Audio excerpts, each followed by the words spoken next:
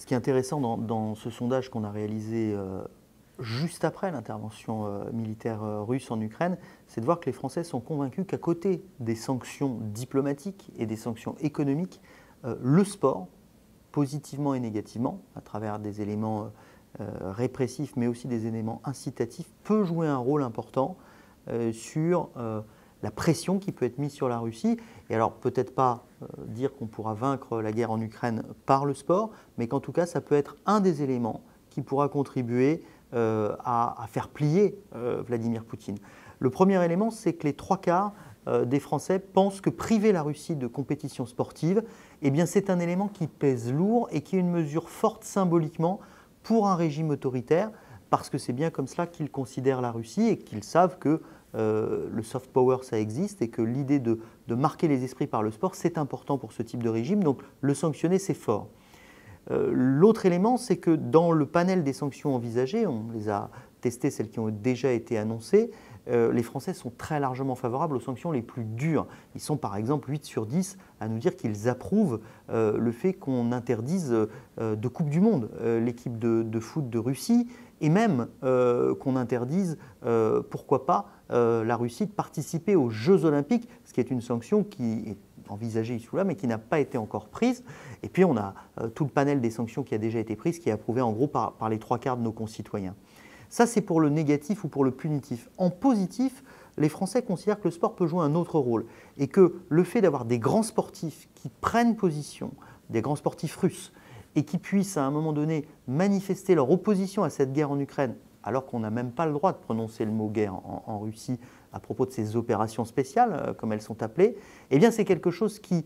aurait du poids et qui pourrait avoir un impact sur l'opinion publique russe, parce que les Français pensent ou savent qu'évidemment les grands sportifs, lorsqu'ils s'expriment, peuvent être entendus ou écoutés. Et du coup, pour nos concitoyens,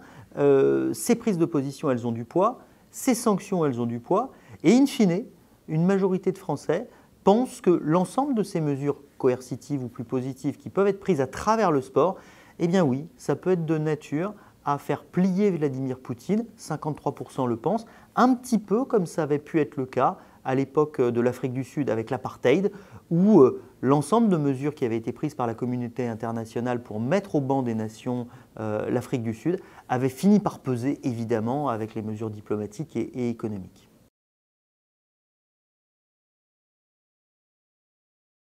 On peut se demander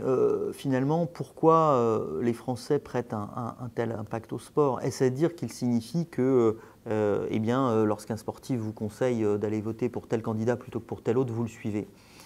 On n'est pas du tout dans cette situation-là. On a interrogé dans le cadre de cette enquête les Français, mais aussi l'ensemble des Européens, et ce qu'ils nous disent est très clair et semble assez mûr ou réfléchi. D'abord, ce n'est pas des sportifs qu'on écoute en priorité au moment d'aller voter. On va écouter des journalistes, des intellectuels, des experts ou des scientifiques bien davantage. En revanche, les valeurs que véhicule le sport sont d'une puissance assez extraordinaire et en France, comparativement aux autres pays européens, eh bien, on accorde dans ces valeurs du sport une place très spéciale aux notions qui relèvent de la lutte contre l'exclusion, de l'égalité, notamment de l'égalité des sexes et de la lutte contre le racisme. Et puis comme par hasard, c'est une des devises de la République française, il y a une notion qui sort particulièrement quand on essaye d'associer les valeurs au sport en France par rapport aux autres pays européens, c'est la fraternité. Et c'est donc ce qui est intéressant dans cette étude, c'est qu'elle nous montre à la fois les limites, le côté bling-bling qui n'est pas ce qu'on attend du sportif, mais aussi toute la dimension, toute la puissance que peut avoir le sport sur nos sociétés.